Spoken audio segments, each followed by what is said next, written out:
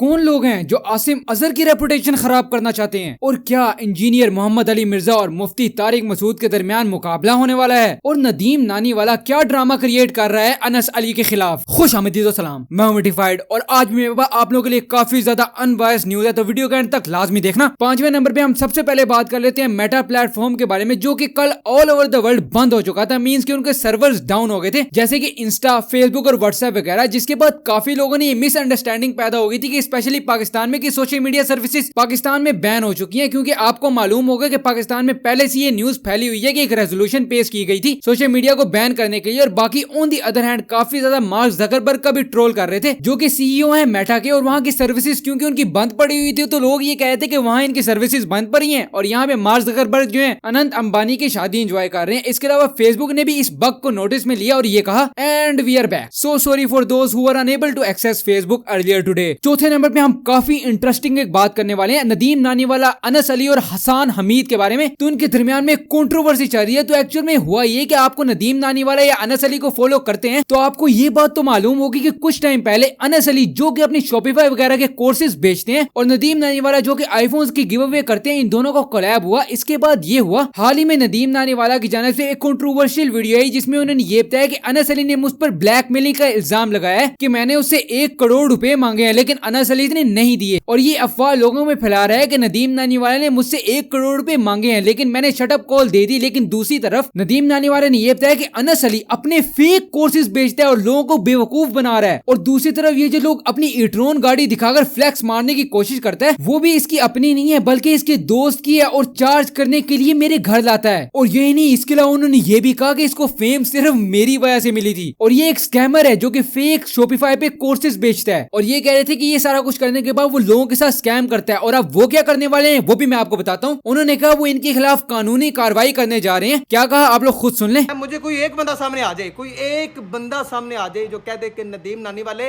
ये देख मेरा स्टोर जो मैंने बनाया है शॉपिफाई स्कैमर से सीख के, और ये देख मेरी कितनी सेल है, ये आ मेरे पास, मैं तुम्हारे पास आऊँगा तुम्हारा स्टोर देखने, अब मैं खुद आऊँगा। कोई है बंदा ऐसा जो मुझे ये कह दे? इस तरह के लोगों से बचें। और मैं आप लोगों को कह रहा हूँ कि टिकटॉक की कम्युनिटी में नेक्स्ट टाइम जो भी इस तरह के स्कैमर्स आएंगे उनकी और मेरी जंग होगी, क्योंकि मैं आप लोगों को इस तरह लूटता हुआ नहीं देख सकता। ठीक है, मेरा इससे कोई लेना देना नहीं। जब मुझे पता चला कि इस बंदे ने लोगों को लूटा है और लोगों को कुछ नहीं दिया, इसका कोई स्टोर नहीं, लोगों को फेक पोर्टल्स, ट्रैक, टीसीएस के फेक पोर्टल्स दिखाता है, मैं इस बंदे के खिलाफ कानूनी कार्रवाई भी कर रहा हूँ कि इसने मुझ पर इल्ज़ाम लगाया है कि मैंने इससे 1 करोड़ रुपए की डिमांड की, और इंशाल्लाह ताला मैं इसको कानूनी नोटिस भेजूंगा। तो इस बंदे से बचें, अपने आप को सेव करें। ये बंदा आपको लूट रहा है, आगे आप लोगों की मर्जी है, मेरा इससे कोई लेना देना नहीं। मैं आपको कुछ बेच नहीं रहा, मैं सिर्फ आप लोगों की आंखें खोल रहा हूँ कि इस तरह के स्कैमर से अपनी जान छुड़ाएं।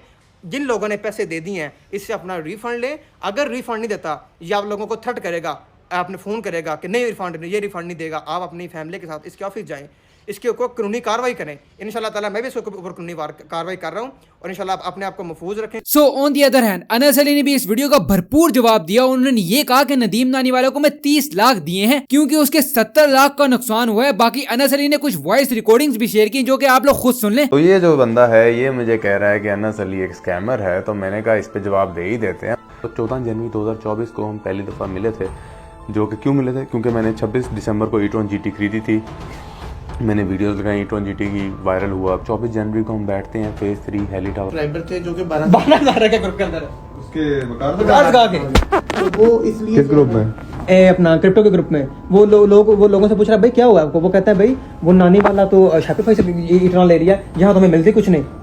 वहाँ पे 2 और दोस्त होते हैं और मुझे बताया जाता है यार कि जो ये रिकॉर्डिंग्स भी हैं आपको नज़र आ रहा होगा कि यार नदीम का 70 लाख का नुकसान हो गया है क्योंकि मेरे साथ वीडियोस बनाई हैं, उसका कॉन्ट्रैक्ट कैंसिल हो गया। कॉन्ट्रैक्ट हुआ 70 लाख का मंथली, हमने कुछ अपना करना था जिसकी वजह से हमारा काम डिस्टर्ब हो गया, शॉपिफाई एक ट्रेंड बन चुका और हमें वो ड्रॉप करना पड़ा। मेरी डब्बी से बड़ी लड़ाई है, मेरे पास कॉन्ट्रैक्ट को पड़ा था वो भी हमने नहीं किया। ठीक है, उसके बाद हुआ ये कि ये हमारे ऑफिस में आए अनस भाई, हमने यहाँ पे बात की 3 मिलियन की कि ये मुझे पे करेंगे। तो इस तरह मुझे चीज़ें कही जा रही थी, तो फिर मैंने नदीम को बोला यार कि चलो तुम्हारा 70 लाख का नुकसान हुआ है, मैं तुम्हें 30 लाख रुपया दे दूंगा। इसके अलावा अनस अली ने हसन हमीद को भी वार्न किया और समझाया कि वो इस कंट्रोल का हिस्सा ना बने, क्योंकि वो एक सुलझा हुआ गरीब घराने का बच्चा है। ऐसे अनस अली ने इसलिए कहा क्योंकि हसन हमीद ने भी अनस अली के खिलाफ वीडियो बनाई थी, जैसे कि उन्होंने ये कहा। तो वो एक इंस्टाग्राम पे अच्छा सा बच्चा है, इनोसेंट सा बच्चा है, उसका नाम है हसन हमीद, जिसके साथ मैंने वीडियो बनाई थी 1-1.5 महीने पहले कि मैं इसको कराऊंगा शॉपिफाई स्टोर बनवाऊंगा। तो ना उस बच्चा इनोसेंट सा है, छोटे घर का है, उसको पता नहीं नदीम ने ब्राइब कर दिया है। मैं तो देखो उसने मेरे खिलाफ वीडियो बनाई है, मुझे उसने बोला है कि मैं गलत काम कर रहा हूँ, पर मैं फिर भी उसके हक में बता रहा हूँ क्योंकि मुझे पता बेचारे के साथ ज्यादती हुई है। छोटा सा बच्चा है, उसको नदीम ने कह दिया होगा कि अनस ने मुझे 1 करोड़ नहीं दिया, अनस ने ज्यादती की है, तो तुम मेरे खिलाफ तुम वीडियो बना दो अनस के खिलाफ। तो यार हसन, इन कामों से आप दूर रहो। नदीम आपको पता है किस तरह का है, बच के रहो नदीम से, ठीक है। छोटे भाइयों की तरह आपको समझा रहा हूँ, मुझे पता है आगे जाके भी आपके होनी हरकतें हैं, मुझे तो पता है ना।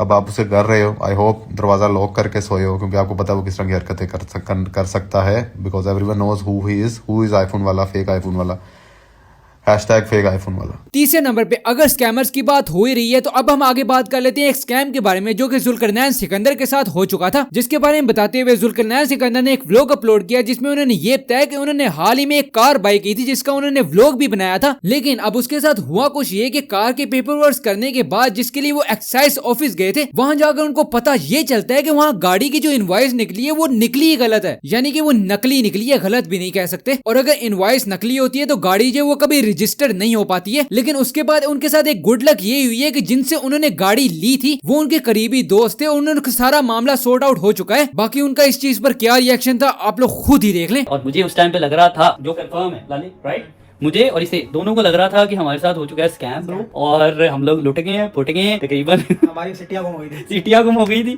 ये भी परेशान हो गया, मैं भी परेशान हो गया। और मैंने परेशानी में अपने घर भी कॉल की, अब्बा जान को, कमल को, सबको कॉल की। कॉल शॉल करने के बाद वो भी बेचारे टेंशन लेंगे कि यार 7 से 8 मिलियन तक की एक चीज है और उसमें ऐसा कोई स्कैम वाला सीन हो जाए। अभी भी हम लोग अभी भी हिले में है यार। अच्छा, फिर तभी ना जिनसे गाड़ी खरीदी है बहन कंदा, उनको मैंने कॉल शॉल की, जो कि मैं बता चुका हूँ। उन्होंने मुझे कहा कि मैं शाम में फ्री हो जाऊंगी, तो आप ना साइज ऑफिस से फ्री होकर आप मेरे घर आ जाए। अब फिर मैं उनके घर पर ही, बहन मेरे सामने।